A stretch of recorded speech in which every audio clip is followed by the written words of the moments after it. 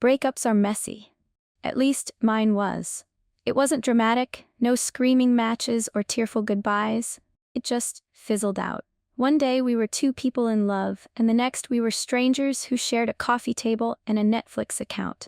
I was the one left holding the pieces of what could have been, and honestly, I wasn't handling it well. Nights were the hardest. There's only so much scrolling you can do on social media before the emptiness sets in. That's when I saw it, a simple post in a local Facebook group. Kittens looking for their forever homes. Free to good people. There were photos of tiny furballs, a mix of colors and sizes, nestled together in a cozy box. I don't know why I clicked on it. Maybe it was because my apartment felt too quiet, or maybe I just needed something, anything, to distract me. Before I knew it, I was messaging the poster, a woman named Helen, and setting up a time to meet her and the kittens. The drive to Helen's house was uneventful, but my nerves grew with every mile. What if I wasn't good people? What if I couldn't take care of a kitten? The moment I stepped into Helen's warm living room, though, all my doubts melted away. A cardboard box sat in the middle of the floor, overflowing with wriggling kittens. They were all adorable, a mix of white, orange, and tabby fur. My heart swelled at the sight of them. But then I saw it. At the very back of the box, half hidden behind its siblings, was a tiny black kitten. Its fur was so dark it seemed to absorb the light, and when it looked up at me, I froze. Its eyes were a brilliant green, sharp and vivid like emeralds. Oh, that's the runt. Poor little guy. Always gets pushed aside by the others. I knelt down and reached into the box. The black kitten didn't run or squirm like the others, it simply stared at me, calm and almost knowing. "He's perfect," I said, my voice soft but certain. Helen smiled and handed me a small carrier. I'm glad. He's special, that one. I can feel it. I didn't ask what she meant. I was too busy marveling at the tiny creature in my arms. The kitten and I rode home in silence, save for the occasional soft meow. Once inside, I let him out of the carrier and watched as he cautiously explored my apartment. "You need a name," I said, sitting cross-legged on the floor as he sniffed at a corner of the couch. "Something strong, regal even." He didn't respond, of course, but a name popped into my head like it had been waiting there all along. "Lord," I said, testing it out. The kitten paused, turning to look at me with those piercing green eyes. "Lord it is," I murmured, feeling oddly satisfied. That night I fell asleep with Lord curled up at the foot of my bed. My dreams came quickly, vivid and strange. I was in a dark room, the air heavy with smoke, and something unidentifiable. At the far end of the room was a round table, and seated around it were 6 shadowy figures. There was an empty chair as though someone was missing. I took a step forward and something brushed against my ankle. Looking down, I saw Lord, but he wasn't a kitten anymore. He was taller, his fur sleek and shimmering like polished obsidian. Before my eyes, he transformed. His body stretched, his limbs lengthened, and suddenly he wasn't a cat. He was a man. His emerald eyes glinted with amusement, and his smile was impossibly charming. "I'm Lucifer, the fallen angel, a demon, and the Lord of Hell." I woke up with a start, my heart racing. The room was quiet, save for the soft purr of Lord, who was still curled up at the end of the bed. It was just a dream, I whispered to myself. But the name, Lucifer, lingered in my mind. And so did the feeling that this kitten was more than he seemed. The morning after my strange dream, I woke up feeling groggy and disoriented. Sunlight streamed through the curtains, too bright for my liking, and for a moment, I lay there trying to shake off the vivid images that still clung to my mind. Lucifer. A demon. The Lord of Hell. It was ridiculous. Just a dream, I told myself. Probably the result of too much coffee and binge-watching old supernatural dramas. Yet, as I swung my legs over the edge of the bed, my gaze automatically fell to Lord. He was perched on the dresser, licking a paw with the kind of detached elegance only cats seem to master. "You've got quite the imagination, huh?" I muttered, rubbing the sleep from my eyes. Lord didn't respond, of course, but when he lifted his head, his emerald eyes locked onto mine. For a moment, it felt like he knew. I shook my head and made my way to the kitchen. Coffee would fix this. Later that morning, as I sipped my coffee and scrolled through my phone, I heard a soft crash from the living room. I jumped to my feet and hurried over, half expecting to find Lord tangled in a pile of fallen books or shredded curtains. Instead, I found my favorite mug, a chipped but beloved keepsake from a trip to Paris, shattered on the floor. Lord sat nearby, his tail flicking lazily, looking entirely unbothered. "Seriously?" I groaned, crouching to pick up the pieces. "I haven't even had you for 24 hours, and you're already causing trouble." As I cleaned up the mess, I couldn't shake the feeling that something was off. The mug had been on a high shelf, far out of Lord's reach. Even if he'd knocked it down, I would have heard him scrambling or jumping. But there had been no sound, just the crash. I glanced back at Lord, who was now lounging on the couch, watching me with those unnervingly bright eyes. "Coincidence," I muttered. "It's just a coincidence." That night, the dreams returned. I was back in the dark room with the round table. The 6 figures were still there, their faces obscured by shadows, their voices a low murmur I couldn't understand. The empty chair seemed closer this time, like it was waiting for me. Once again Lord appeared at my feet, only to transform into the same man I'd seen before, tall, handsome, and utterly otherworldly. You're taking this rather well. He said, his lips curving into a smirk. "What do you want?" I asked, my voice steadier than I expected. I already told you, I'm here for you. "For me, why?" He tilted his head as if considering whether to answer. That's something you'll have to figure out on your own. Before I could demand an explanation, the dream shifted, dissolving into a swirl of smoke and shadows. I woke up drenched in sweat, my heart pounding in my chest. Lord was on the bed this time, curled up beside me, his soft purring the only sound in the room. I reached out instinctively, running my fingers through his fur. "What's happening to me?" I whispered. Lord stretched lazily and rolled onto his back, completely indifferent to my turmoil. Over the next few days, more strange things began to happen. It started small. A rude coworker spilling coffee all over their pristine white shirt, a package I'd been waiting on arriving early when it should have been delayed. But then it escalated. My boss, who'd been writing my case for weeks, suddenly called out sick for 3 days straight after a freak accident with a ladder. "Good riddance," I muttered to Lord as I dropped my bag on the couch after work. He meowed in response, and for a split second, it almost sounded like a laugh. The dreams didn't stop, either. Each night I'd find myself in that same room, speaking to Lucifer. He was cryptic, frustratingly so, but there was a strange comfort in his presence. Despite his title and what he claimed to be, he didn't feel evil. In fact, he felt oddly familiar. By the end of the week, I couldn't ignore it anymore. The dreams, the accidents, the way Lord seemed to be at the center of it all. It wasn't coincidence. Something was happening, and I was determined to find out what. By the time the second week rolled around, I was spending most of my free time trying to make sense of everything. The dreams, the strange events, the way Lord always seemed to be at the center of it all. It couldn't just be in my head. Still, there was no one I could talk to about it. How could I explain that my kitten might be linked to my increasingly surreal dreams and the bizarre string of events happening around me? People already thought I was weird for adopting a black cat. I didn't need to add demon conspiracies to the mix. So I kept it to myself. That is, until one night when the dreams took a turn. I found myself standing in the dark room again, the round table looming before me. But this time, Lucifer wasn't smirking or throwing cryptic riddles my way. He looked different. His usual confidence seemed muted, his smile more somber. You are starting to understand? He said, his voice softer than before. "Understand what?" I asked, taking a cautious step forward. "That you're a demon? That my cat is you?" He chuckled, a low, rich sound. Not quite, but you're getting warmer.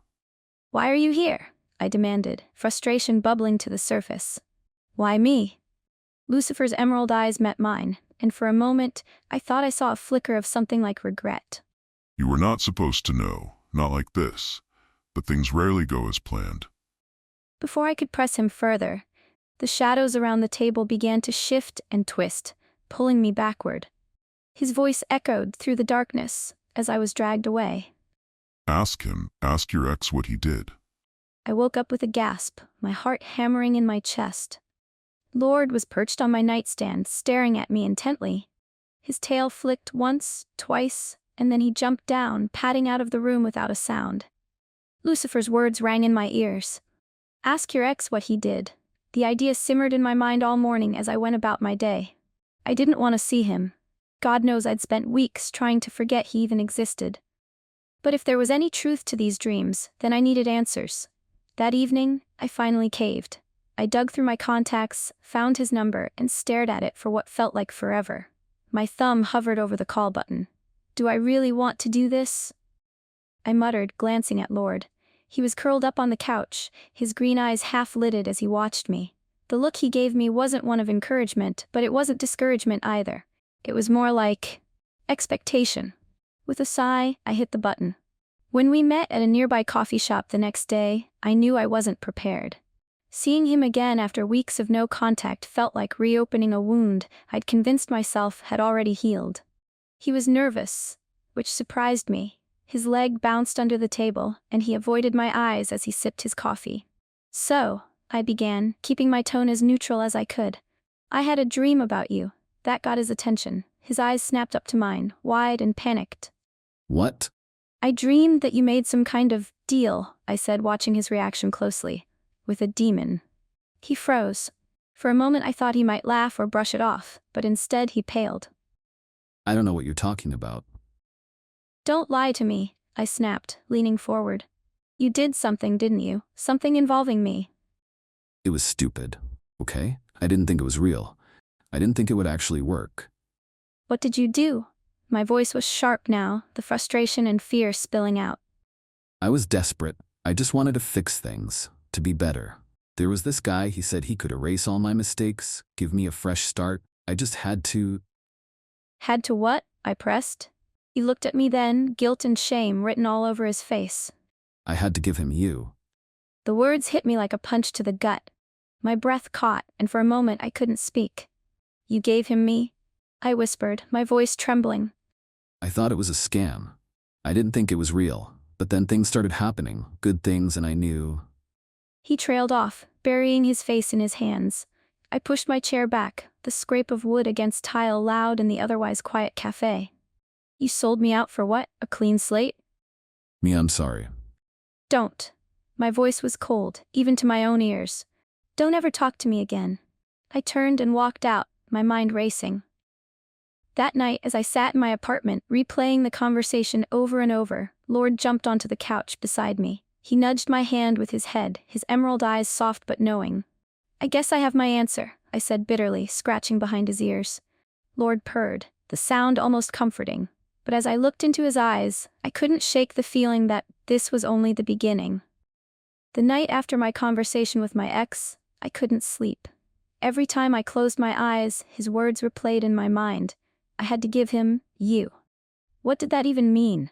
Did I belong to Lucifer now? Was that why he appeared in my dreams? Why Lord seemed so unnatural? Lord was stretched out on the windowsill, watching the moonlight filter through the blinds. His black fur gleamed like polished obsidian, and when his emerald eyes met mine, a shiver ran down my spine.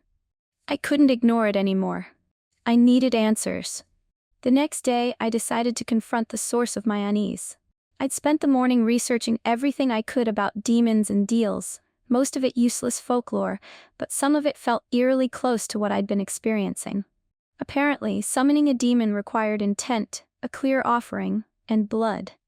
I wasn't sure I wanted to know the details of what my ex had done, but one thing was clear. Lucifer wasn't here by accident. That evening, I sat in my living room with Lord on my lap, his purring a steady rhythm that helped calm my nerves. All right, I said aloud, feeling foolish but determined. No more games. If you're really him, I need you to show me. Right now. Lord stopped purring. He lifted his head, his green eyes narrowing as if to say, Are you sure about this? Yes, I'm sure, I said, my voice steadier than I felt. For a moment, nothing happened. I started to think I'd imagined everything. The dreams, the strange occurrences, the connection between Lord and Lucifer. But then the air in the room shifted. It grew heavier, warmer, like the atmosphere before a thunderstorm. Lord jumped off my lap and sat in front of me, his gaze locked onto mine. Slowly, his small form began to change. Fur melted into skin, his body stretching and twisting, until the kitten was gone. In his place stood a man. He was taller than I'd imagined, his presence filling the room. His hair was dark and unruly, his emerald eyes as piercing in human form as they were in feline. His smile was both charming and unsettling, and the sharp angles of his face made him look almost too perfect, too other. Well, hello there, Mia. I scrambled to my feet, my heart pounding. So it's true, you're real. He tilted his head, his smile widening. You're just now realizing that? I thought you were sharper than this. Why are you here? I demanded, my fear giving way to anger. What do you want from me? Lucifer's smile faltered. He stepped closer, his movements slow and deliberate, like he was approaching a frightened animal. I told you before, I came for your soul. I recoiled. My soul? So what? You're here to kill me? No, not anymore. Not anymore? I repeated, my fists clenching. What does that mean? He sighed, running a hand through his hair. Your ex-boyfriend made a deal with me. His sins were weighing him down, so he offered me your soul in exchange for absolution. I accepted. Of course you did, I muttered bitterly. But when I came to collect, I couldn't do it. I blinked, taken aback. What? He stepped closer, his gaze earnest. I don't know why, but I couldn't take your soul. There's something about you, Mia. Something different. I stared at him, my mind racing. So what? You're just hanging around waiting for me to die so you can claim me? He winced. It is not like that. Then what is it like? I snapped. Lucifer hesitated, his expression conflicted. The longer I stay here, the more time I get to spend away from hell. With you. His words hung in the air, heavy and confusing. You're using me, I said quietly. No, I'm just drawn to you, Mia, more than I should be. I didn't know what to say. Part of me wanted to scream at him, to demand that he leave me alone and never come back. But another part, the part that had grown fond of Lord, the part that felt strangely comforted by Lucifer's presence, wasn't sure I wanted him to go. The room fell silent, the weight of his confession settling between us. What happens now? I finally asked, my voice barely above a whisper. Lucifer smiled, a small, almost sad smile. That depends on you. Before I could respond, he transformed back into the black kitten, curling up on the couch like nothing had happened. I stared at him, my emotions a tangled mess. Nothing in my life made sense anymore, but one thing was clear. I couldn't ignore the truth any longer. Lucifer wasn't just a dream or a figment of my imagination. He was here, in my life, for reasons I still didn't fully understand. And whether I liked it or not, my life would never be the same. For days after Lucifer's confession, I couldn't focus on anything. My life had already felt chaotic since Lord entered it, but now the chaos had a name and a face. Lucifer. A demon. The Lord of Hell. And apparently the being who decided he couldn't, or wouldn't, take my soul.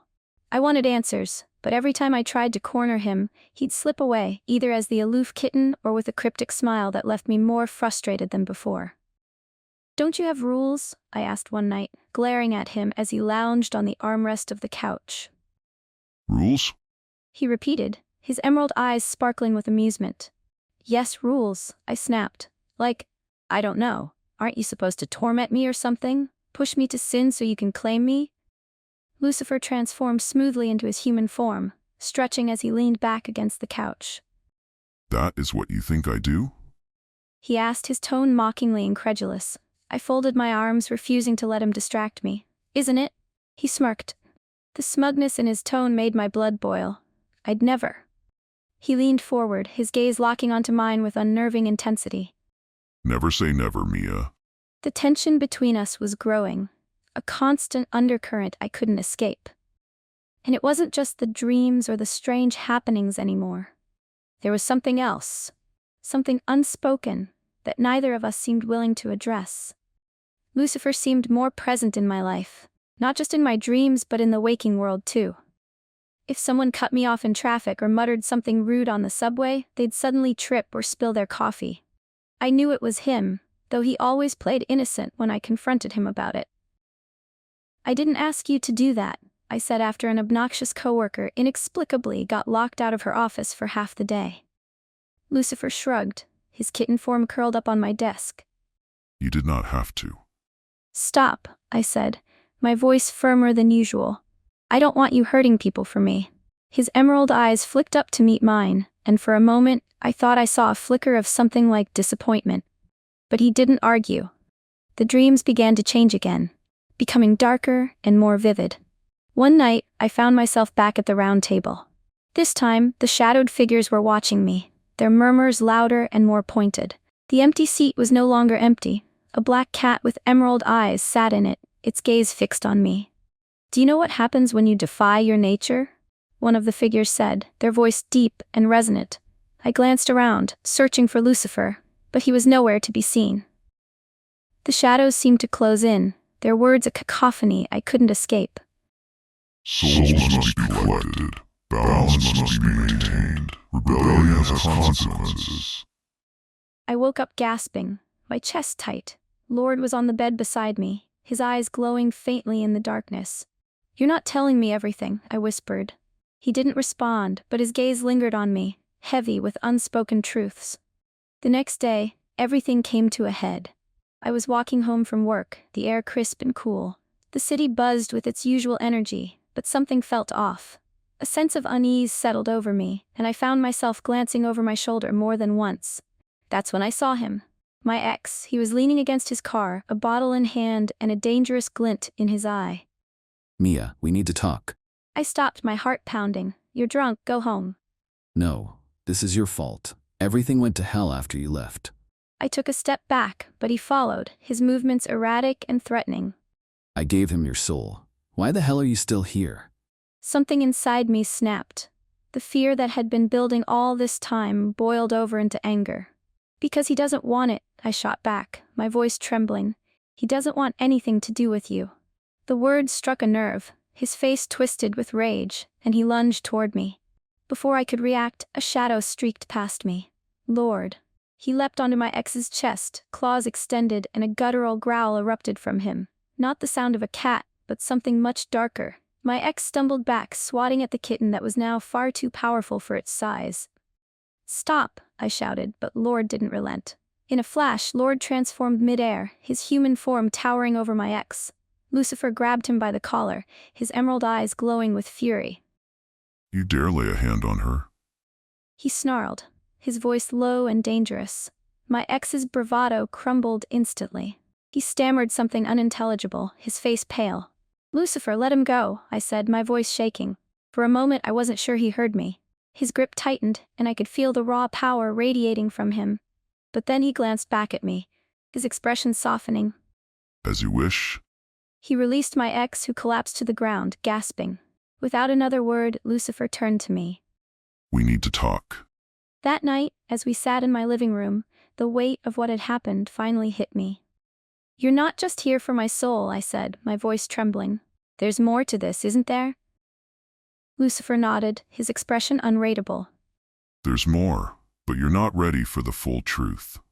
I stared at him, the anger and fear swirling inside me. "I think I've earned it, don't you?" He smiled faintly, but it didn't reach his eyes. Soon, Mia, I promise. But for now, you need to trust me. Trust him. A demon. The Lord of Hell. I wasn't sure I could, but something told me I didn't have a choice. The days after my ex's drunken confrontation were uneasy. Something about that night felt like a turning point. A shifting weight in the delicate balance of my life. Lucifer had grown quieter since then, his usual charm subdued. He watched me more closely, his emerald eyes heavy with thoughts I couldn't read. I knew he was holding something back, and though I wanted to demand the truth, part of me was too afraid to hear it. It wasn't until the night it all fell apart that I realized how much I should have pushed for answers. It had been a long day at work, and I was tired, my feet aching as I trudged home under the glow of streetlights. The air was colder than usual, carrying the promise of winter. As I turned the corner onto my street, I saw it. A car. My ex's car. He was parked at the curb near my building, the engine idling and his silhouette visible behind the wheel. I froze, my heart hammering in my chest. Not again. Before I could move, the car lurched forward, the headlights glaring like eyes in the dark.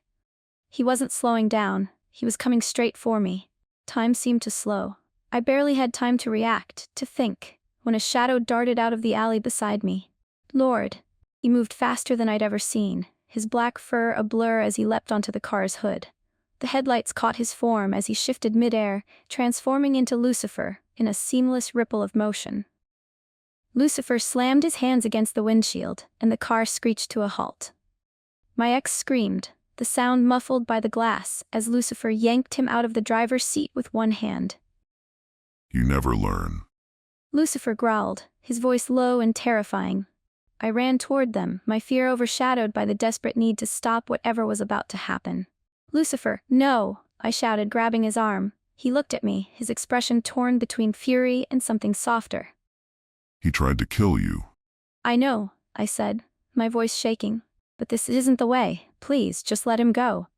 Lucifer hesitated, his grip loosening slightly. My ex scrambled away, muttering curses as he stumbled toward his car. Lucifer's gaze stayed on me, his emerald eyes filled with an emotion I couldn't name. He won't stop. Then we'll deal with it, I said, my voice steadier than I felt. Together. He nodded, his human form dissolving back into the sleek black kitten I'd come to know so well. I picked him up, holding him close as we walked the rest of the way home. The end came quicker than I expected. A week later, I was walking home again, the chill in the air sharper this time. I was careful, always watching my surroundings, but it didn't matter. The headlights came out of nowhere, blinding and sudden. The sound of screeching tires filled the air, and then... nothing. When I opened my eyes, I wasn't in the street. I was in a dark room, the air thick and warm. The round table was there, the 6 shadowed figures sitting in their seats. The 7th seat, the empty one, was occupied now. Lucifer. He sat at the table, his head in his hands. When he looked up, his eyes met mine, and I saw something I'd never seen before. Regret. Mia? I stepped forward, my body feeling weightless. What's happening? Am I? He stood, his movements slow and hesitant. You're here, with me. Where is here? I asked, though I already knew. Lucifer sighed, his shoulders slumping. Hell. The weight of his words sank in slowly, like a stone dropping into deep water. My ex, I said, the realization hitting me. He killed me. Lucifer nodded, his expression pained. I clenched my fists, anger bubbling beneath the surface. And now what? You collect my soul, like you were supposed to all along? No, I didn't want this. I told you, Mia, I couldn't take your soul. But I'm here, I said, my voice rising. You're the Lord of Hell. Isn't this exactly what you wanted? His eyes darkened, his gaze steady. No, it is not. I stared at him, my anger giving way to confusion. Then why am I here? Lucifer hesitated, his jaw tightening. Because you were bound to me the moment he made that deal. Your soul was marked, Mia. And when he took your life, you came here just as he promised. The room fell silent, the weight of the truth pressing down on me. So that's it, I said bitterly.